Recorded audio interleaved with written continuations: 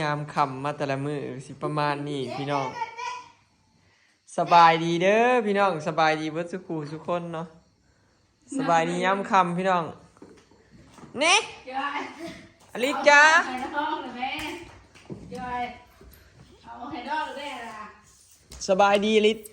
ลูกไข่ดองเลยล่ะสบายดีลูกอะทุจ้าพุ่นทำไมทำพุ่นพุ่นทำไมทำพุ่นสบายดีก่อนเร็วมาหันมาทุจ้าทุจ้าสบายดีอีหยังทุจ้าทุจ้าเออทุจ้าซ้อนนั่นนี่แล้วซ้อนแบบมีคู่มือเวลาสิเอายังหายก็ให้ทุจ้าที่ได้หุ่นจักเลยแต่ละมือก็ให้ทำผลเด่นน้ำพี่น้องตั้งแต่ออกมาอยู่หน้าน่ะบ่มีเงาเจ๊ชมหาไฟไว้มึงมีไฟด้วยล่ะเอาอุ้ยเรียกออกมาส่องหาไพ่น่ะอะไรไม่ใช่หยิบเนื้อโอ้มันปูนี่บื้อลูกไงโอ้ยมาเร็วมาเร็วนี่ไปให้ยกได้จะบุญเตะมาเตะพี่เตะมาเร็วมาเตะเอาเตะโหหุ่นจักเบิร์ดเขาบอกยังกะเตะเขาบอกหูเรื่องเบิร์ดพี่น้องเขาบอกยังก็เว้ายังก็หูเรื่องแต่ยังพันเว้าซื่อๆน่ะเอามาเก็บมาเอามาให้พอเร็วเก็บมาพี่นะเก็บมาให้พอมาเอามาพี่เอามาส่งโอ้ยบทยอมนอนง่ายๆดอกติดเล่นเตะเฮ้ยฮัทเชียม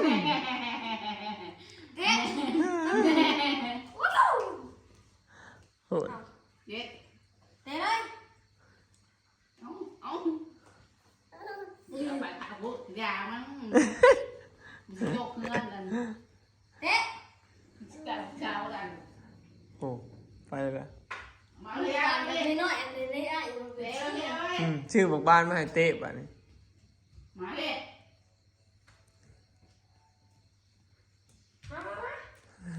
ยามั้งยาเช้ากันชึบ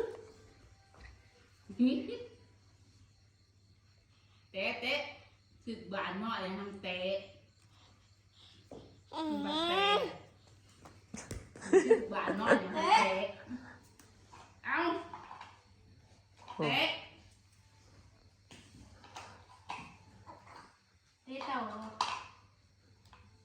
บ่มีเงาพี่น้องบ้านนี้อยู่กันหลายคนเอาอยู่ก็เลย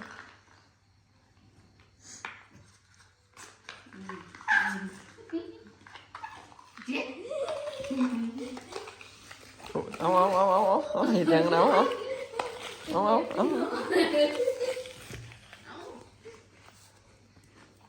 เดี๋ยวแล้วเอามาเก็บมาเบิดนะเก็บมาลูกเก็บมาให้ทำเร็วไปให้ทำน่ะมันจักเลยพี่น้องจับเอาเลยทำก็ได้เว้ยใจเบิ่งสิใส่เพิ่นมาวันนี้อลิสเด้ยนี่มาเอาอันนี้ในลูกนี่เดี๋ยวนั่นไปเอาการ์ตูนมาให้พ่อได้ไหมการ์ตูนมาให้แน่เดี๋ยวนี่ไปเก็บมาอีกเลยเอามาให้ไอ้แน่นั่นเอามาให้แน่นั่นยังไปเก็บมาเอาให้เร็วเบิ่งเด้อเก็บมาเด้อเก็บมาให้พ่อเด้อมาให้ทำเด้อเอาไปให้ทำไปนี่เห็นบ่อันนี้เอาหมดใส่ได้อีกไรพี่น้องว่าหูเรื่องอะไรให้แน่กำลังเริ่มสิเว้าจริงเอาให้เพิ่นไปเอามาอีกดูทำใช่ไปเอามาอีกด้วยอันนี้เอาสร้างด้วยนะนั่นไปเอาสร้างมาอีกไปเอามาให้ทำไปจักควมเด้อ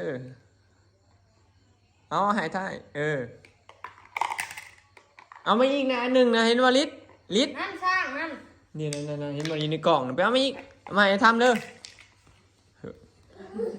เอามาให้ทำบ่แมน เ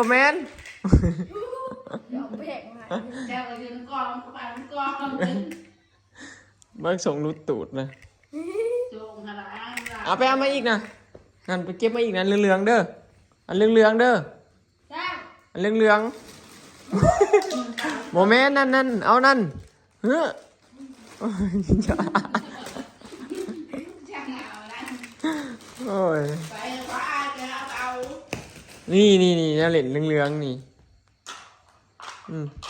น่าเล่นเสี่ยว เอามา เก็บมาเอามาเบิดนั่นแหละมาให้อ้ายเด้อมาเล่นน้ำอ้ายอยู่พี่ หนังอะไรบ้าง มาเร็วเอามาให้ทำมาโมเมน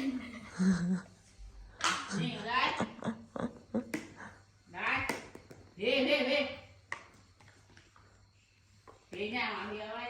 จังหน่อยก็ใส่ได้ย้อนแหล้วพี่น้องเถอะเบิ่งเอา งั้นมาหนึ่ง ฮู้จักคนเบิดแล้วพี่น้องฮู้จักไผเป็นไผเลยฮู้จักคนนั้นผู้นี้ชื่อนั่นชื่อนี่เบิดแล้ว ไอ้ท ลิศ ำไอ้ทำเด็กทำเด็ก เอาเอิ้นทำดูไอ้ทำมาสิเด้อได้แต่ทำเอิ้นทำผัดทำมันบอกง่ายมัมๆอย่างคนนั้นโอ้ยเอาเฮ็ดบาด เฮ้ยอันนี้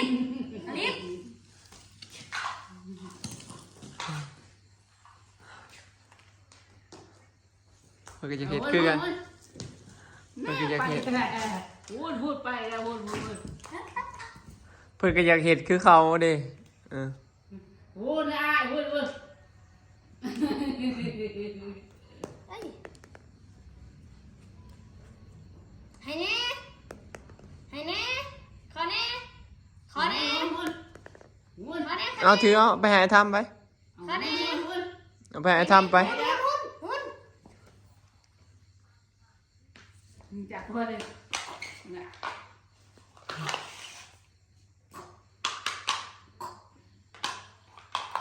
บ่เล่นเพิ่น หุ่น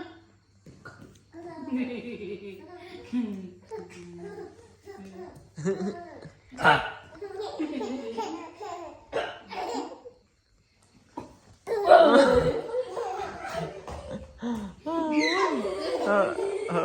คักถึกใจเฮ้ยเฮ้ยถึกใจอลิศเย้ยเฮ้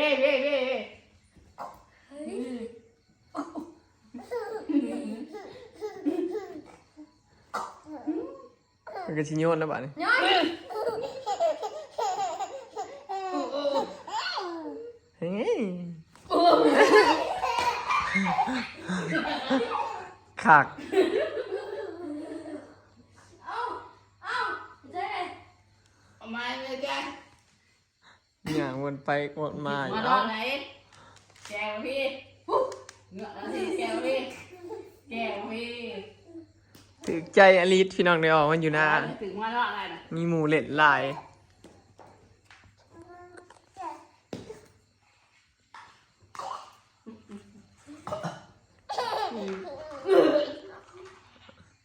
มันก็ชิโยนบ่โอ้ยคือชิบนอนง่ายแล้วเนาะยังไง ใช่ไปใช่ ใช้ ใช่ไปใช่ มันเสียไปทางใดลิศมันเสียไปทางใด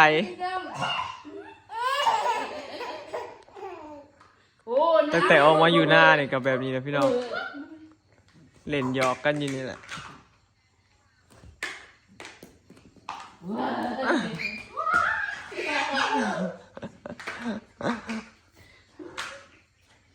ถึงมาดอนไหนเลยจอย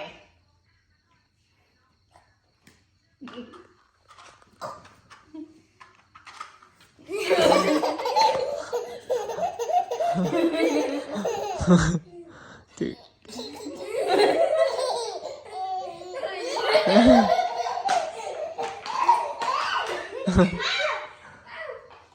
คักกันเอ้าโยนใส่หัวเจ้าของโอ้ย โอเคท้อง น้องมาเดี๋ยวก่อน ไปเลย เก็บมาเก็บมาเก็บมา ถึงมาแล้วนะ เก็บมาเร็ว เดี๋ยว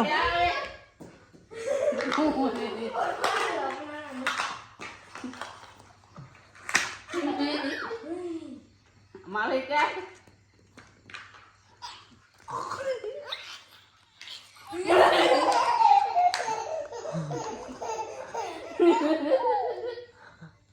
ไม่ใช่กัน เอา ๆข้าวฟ้าเห็นยังกระเฮ็ดตำปาก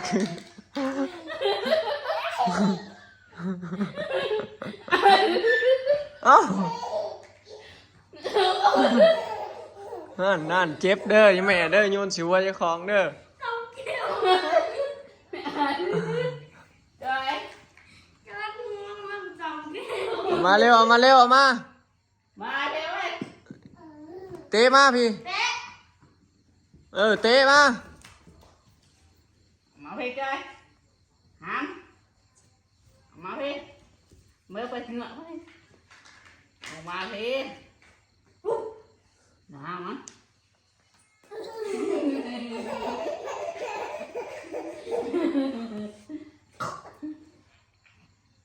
วันละวันใจวันละใจวันละใจ เอา เนี่ย พี่นะไอ้พี่ เนี่ยเอาเนี่ย นี่แหละพี่น้องแต่ละมือก็ประมาณนี้เนาะ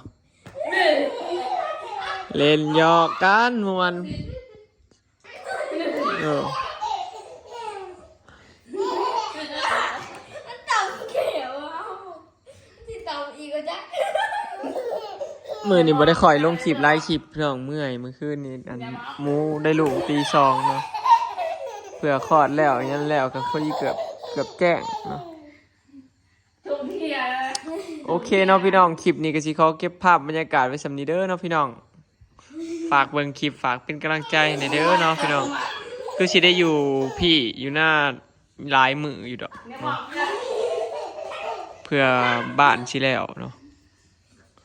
ไปแล้วพี่น้องสบายดีสบายดีเร็วทุจ้าบ่สนละ เด็กสิบมุนมาดิ